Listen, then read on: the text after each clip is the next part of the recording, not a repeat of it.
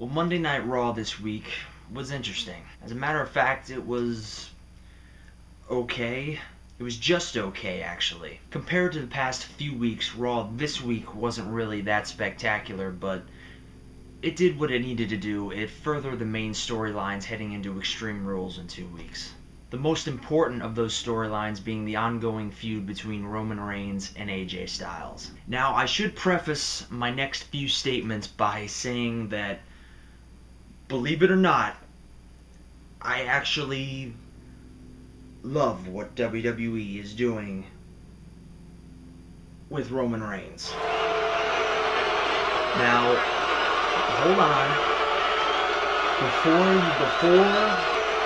Before you jump through the screen and try to push my face through the back of my head, hear me out. Considering how critical I have been of Roman Reigns being the top guy in the past, and believe me, I've been critical. I have always been willing to admit when WWE does right by Roman Reigns. Can we really say that Roman Reigns is still the same goody two-shoes, suffering succotash son sucking on Vince McMahon's big toe? He really isn't.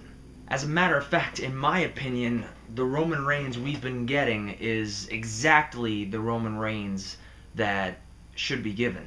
Now, obviously, you could still make the argument that Reigns should turn heel, and they could still do that, and that's the main reason why I love what they've been doing with the guy. He could go in just about any direction at this point. Right now, Roman Reigns' character is walking the line between heel and face, and it actually works. He seems much more comfortable now, not being stuffed into that John Cena 2.0 role and having to pander to the audience every 5 seconds, and he actually seems more authentic and feels more authentic on the mic during his promos. He does things that make people want to boo him out of the building, and he does things that make people want to cheer him. And none of those things include lines like suffering succotash or fucking tater tots. But the combination of those heel and face actions and mannerisms quite possibly could make him a major star in the long run.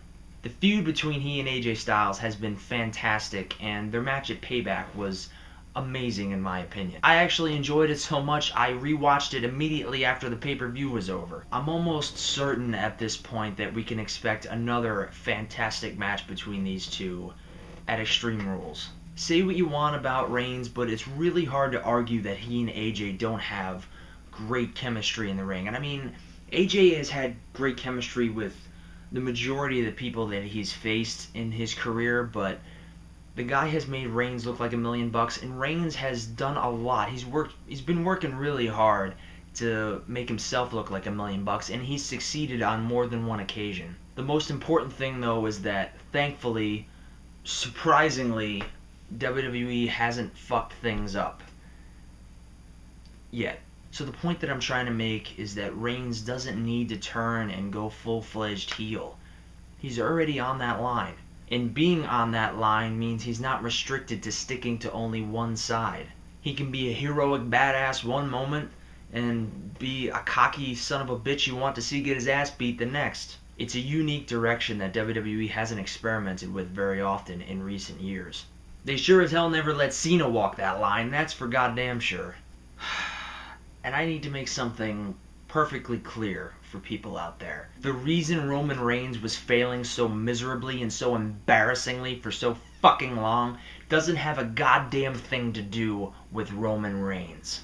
I hate to break it to you, but you can only do so much and learn so much when you are constantly being set up to fail and constantly being given absolute horseshit to work with on a weekly fucking basis. The people who were supposed to be giving Roman the tools that he needed to work with to get himself over were nothing but incompetent, oblivious, ignorant, inept troglodytes. And way up at the top of that list of dumbasses is the man himself, Vince McMahon. Vince has been so determined to prove the internet wrong and show the world that he knows how to make a star out of Roman Reigns and create a collective circle jerk of thousands of screaming WWE fans that showers down into the ring as Roman lets out a lion-esque man cry that sends shivers up Vince McMahon's spinal cord and makes his muscles twitch with orgasmic joy.